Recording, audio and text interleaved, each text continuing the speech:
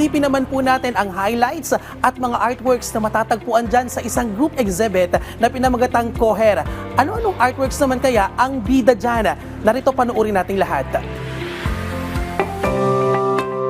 Kapag sama-sama at nagtutulungan, paniguradong maganda, kakaiba at kamangha-mangha ang kalalabasan ng isang bagay.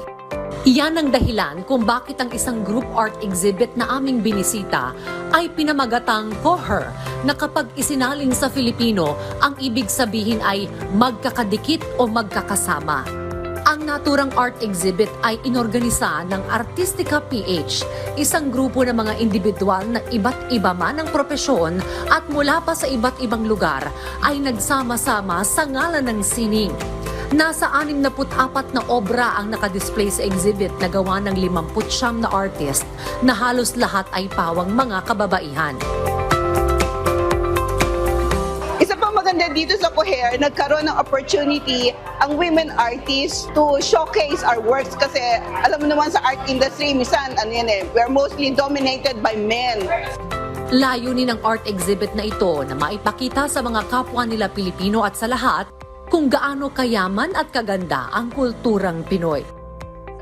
Nagpapasalamat po kami sa GSIS Museum ng Sining dahil sila po yung nagbigay sa amin ng plataforma ng pagkakataon na maipakita po ang galing po ng mga Pilipino.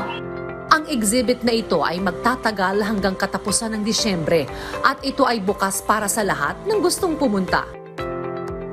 Punta po kayo dito sa GSIS at para makita ninyo ang mga magagandang works ng mga iba't ibang kababaihan, Pilipino, pintor, dito sa Pilipinas.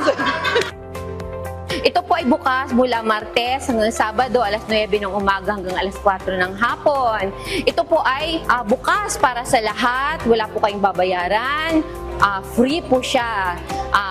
I-enjoy nyo po at bigyan nyo po ng suporta ang ating mga kasining na Pilipino.